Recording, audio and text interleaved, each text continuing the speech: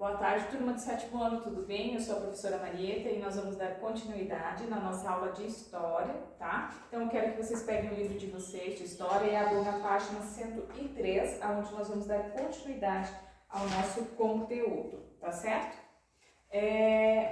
Idade Moderna, as reformas religiosas. Aqui tem uma imagem do Papa Francisco, tá? Com o pastor Martin Jung. Essa imagem é de 2016, que aconteceu na Suécia. Foi uma declaração conjunta desses chefes religiosos, né? De reconciliação.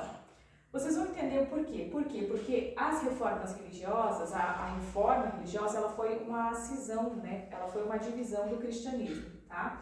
Então, ficou assim um clima um pouco amistoso, vamos dizer assim, entre católicos e luteranos, né? Porque a igreja luterana, ela surgiu a partir de uma revolta do Martinho Lutero por não aceitar a questão da venda das indulgências, que vocês já vão ver mais adiante, né? Então, ele fundou a igreja luterana, tá ok? Então, aqui, na época, a igreja católica ela era rica e poderosa. Os bispos possuíam feudos, o papa fazia acordos políticos e interferia na escolha dos reis, né?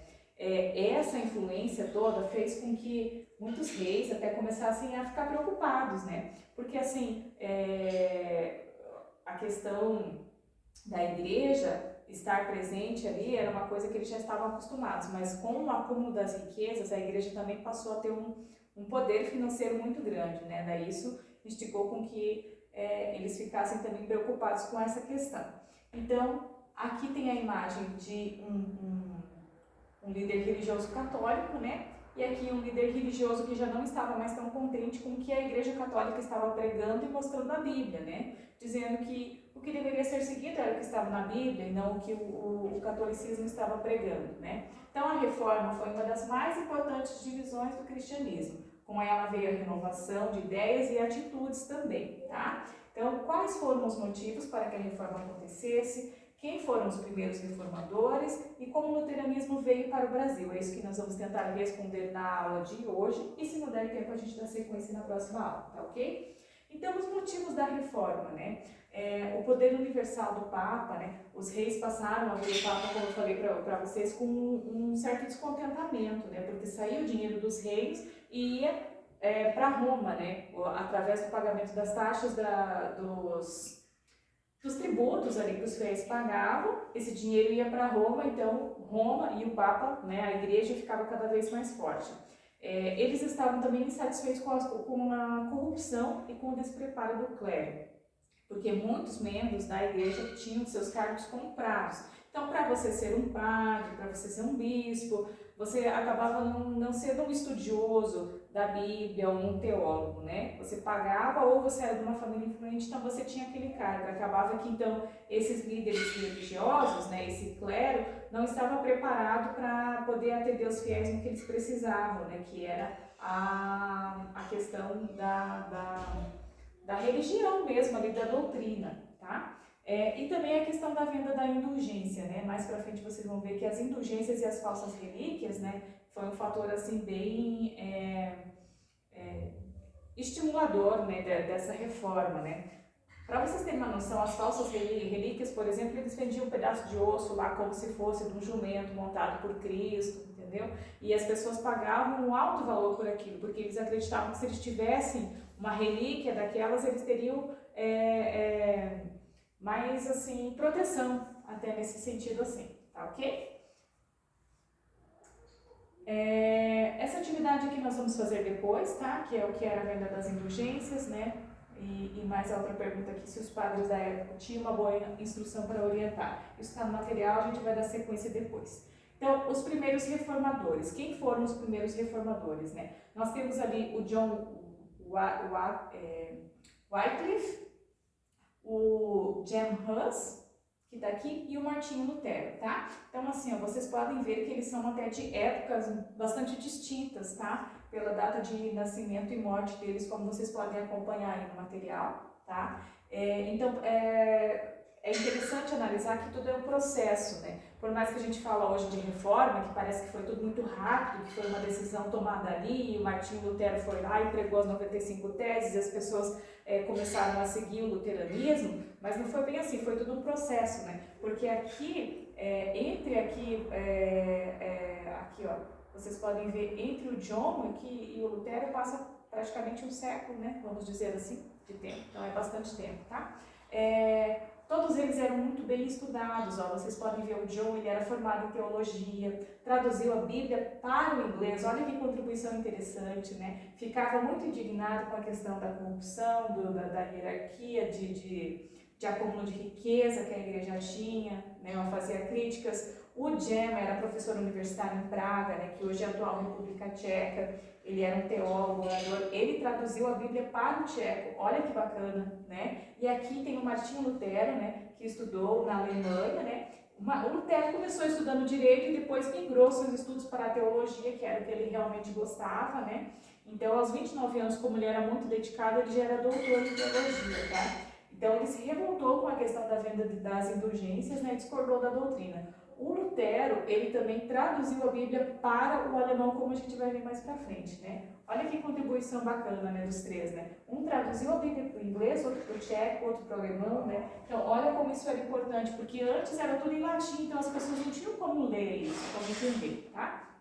Então, depois dessa revolta de Lutero, ele foi lá e pregou as 95 teses, tá? Que a gente vai ver aqui. Por que ele fez isso? Porque em 1517 o Papa dava início à construção da Basílica de São Pedro lá em Roma. Mas aí o que aconteceu?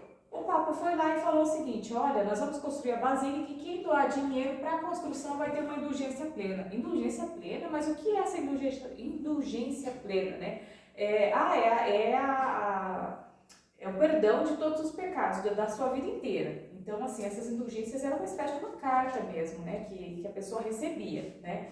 Aí, quando Martinho Lutero ouviu isso, ele ficou assim indignado. Ele falou assim: se já não basta, né, a questão da venda das indulgências, né, para um pecado, por exemplo, cometi um crime, vou lá, confesso, pago um valor e tenho uma carta que vai dizer que eu estou absolvido daquele meu pecado. Agora, quem dirá uma absolvição plena, uma indulgência absoluta, né, isso em troca de dinheiro. Então, ele não recebeu bem essa notícia. Revoltou-se, ele foi lá e colou na porta da paróquia as suas 95 teses, né? Então, que tinha duras críticas às igrejas, à Igreja Católica, né? Essas 95 teses a gente vai dar uma olhada, vocês podem pesquisar também. Eu trouxe duas aqui para a gente dar uma passada assim um pouco mais depressa, tá?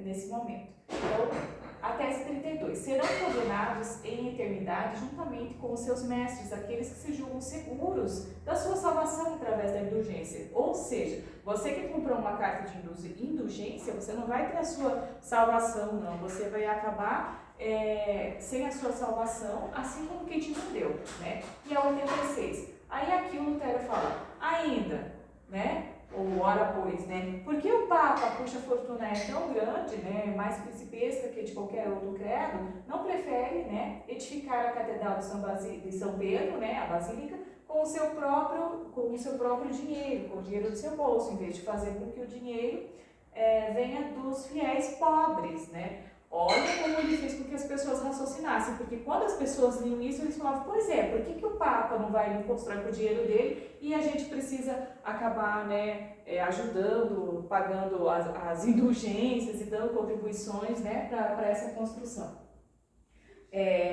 A partir disso, então, Lutero ele foi expulso da igreja, né, ele foi considerado um herege, né, uma pessoa que desrespeita as leis da igreja, né, e os seus escritos foram queimados e ele se refugiou no castelo de um amigo, né? E ali foi onde ele traduziu a Bíblia para o alemão, como eu falei para vocês. Aqui eu trouxe essa imagem que é a mesa, né? A escrivaninha e a cadeira lá no castelo de Wartburg, né? Na Alemanha, onde Lutero sentava. Isso aqui, para quem vai visitar a Alemanha, é uma coisa que é possível ver, tá? Aqui a doutrina a doutrina luterana, né? A justificação pela fé, que somente Deus salva, né? O batismo, a Eucaristia, o culto às imagens não tem fundamento, qualquer membro da igreja pode se casar, enfim. Lutero colocou tudo que ele não aceitava na igreja católica, ele colocou ali já bem escrito na doutrina luterana, né? Ou seja, os luteranos, né, vão seguir essa doutrina a partir de agora, tá? Então aqui a gente tem um quiz que nós vamos ter aqui um tempo para a gente responder, ainda nessa aula de hoje que nós temos tempo, tá? Então aqui, Lutero se indignou e pregou as 95 teses por quê? Porque não gostava das basílicas novas, porque não queria que a basílica fosse em Roma, porque ele queria ficar com o dinheiro das indulgências ou porque ele não aceitava a venda das indulgências por parte da igreja, tá? Então, respondam esse quiz, respondam também as questões do material de apoio de vocês, beleza? Voltamos corrigindo a sequência.